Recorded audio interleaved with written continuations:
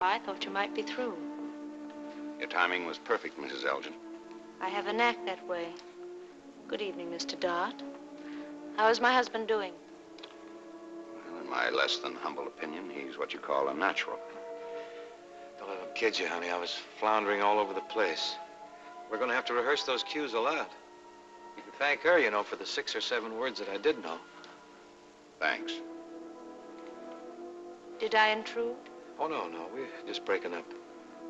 I don't like to make myself obtrusive when Frank's working, unless, of course, he needs my help. You're sure I'm not in the way? No, we were just closing up shop and giving it back to the theater ghosts.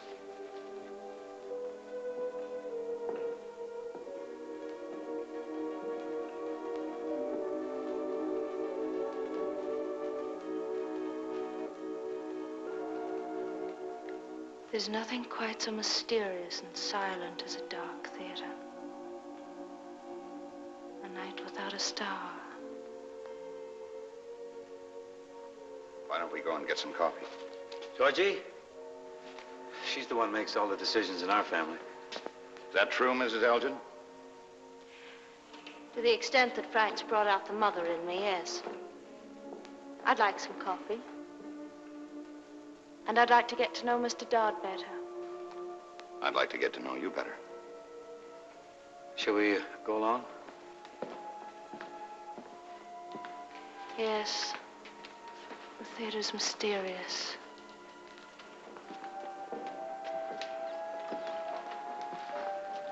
Sure is.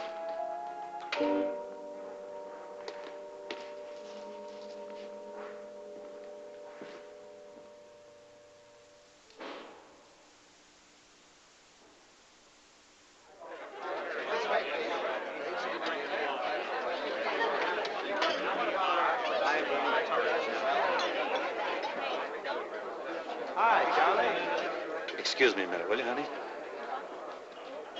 No, thanks. Never use them.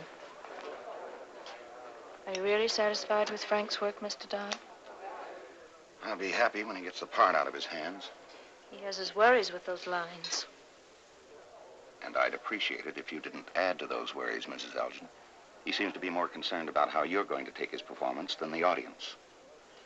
You mean he's too focused on my reaction? That's one way of putting it. You could help a lot by being careful of what you do and say. I try to be careful, Mr. Dodd, but being an actor's wife is not the easiest of jobs.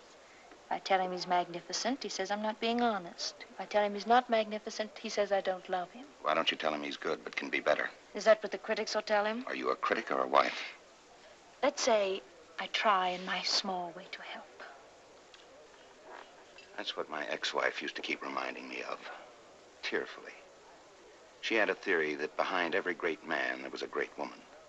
She also was thoroughly convinced that she was great, and that all I needed to qualify was guidance on her part. She worked hard at it. Too hard. It still doesn't prove her theory was completely wrong. I imagine one could go through history and find a few good examples. It's a pity that Leonardo da Vinci never had a wife to guide him. He might have really gotten somewhere.